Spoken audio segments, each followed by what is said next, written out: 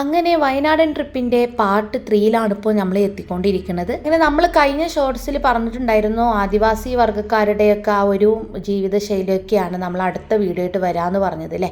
അപ്പോൾ ആ ഒരു ഭാഗത്തേക്കുള്ള യാത്രയാണ് കേട്ടോ ഇതെല്ലാം എൻ്റെ ഫാമിലിയാണ്. ഞങ്ങളെല്ലാവരും കൂടെ സൊറയൊക്കെ പറഞ്ഞിതാ ഈ ഒരു കുന്നിൻ ചെരുവ് കയറിയിട്ട് വേണം നമുക്ക് അവരുടെ അടുത്ത് എത്താൻ.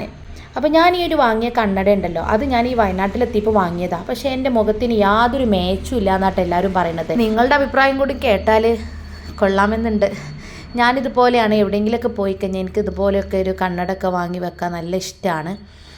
അപ്പോൾ അവരൊക്കെ അതും ഇതൊക്കെ പറഞ്ഞെങ്കിലും ഞാൻ വീണ്ടും അത് കണ്ണട വെച്ചിട്ട് തന്നെ മുന്നോട്ട് പോയത് കേട്ടോ. പിന്നെ ഞാനത് ഒഴിവാക്കി പോകും നേരം ഞാൻ ആ കടയിൽ നിന്ന് തന്നെ അത് മാറ്റി വേറെ ഒരെണ്ണം വാങ്ങിച്ചിട്ടുണ്ടായിരുന്നു. ആ കാണുന്ന കുഞ്ഞു കുഞ്ഞു വീടുകളില്ലേ, അതാണ് ആദിവാസിക്കാർ അവിടെയാണ് ഉള്ളത്. അപ്പോൾ നമുക്കിനി അവിടെ എത്തണം. അതിന് മുന്നേ ആയിട്ട് നമ്മുടെ ഈ ഒരു പ്രകൃതി മനോഹാരിത ഒന്ന് ആസ്വദിക്കട്ടെ. ശരിക്കും പറഞ്ഞാൽ വൈകുന്നേരം സായാഹ്നത്തിൽ വേണം ഈ ഒരു കയറ്റമൊക്കെ കയറി ഈ ഒരു ഭാഗമൊക്കെ ആസ്വദിക്കാനായിട്ട് വരണം എന്നുണ്ടെങ്കിൽ ഈ വെയിലത്തൊന്നും ഇത് നടക്കൂലട്ടാ.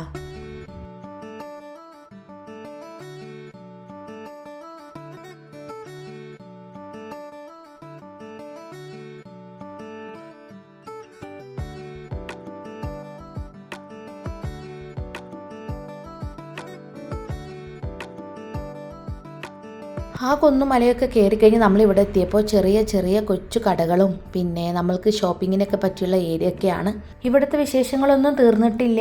അപ്പോൾ വീണ്ടും നെക്സ്റ്റ് വീഡിയോ ആയിട്ട് വരാം. അപ്പോൾ എല്ലാവരും സബ്സ്ക്രൈബ് ചെയ്ത് കൂടെ കൂട്ടിക്കോളൂ. ലൈക്ക് ചെയ്യാനും ഷെയർ ചെയ്യാനും കമൻറ്റ് ചെയ്യാനും മറക്കരുതേ.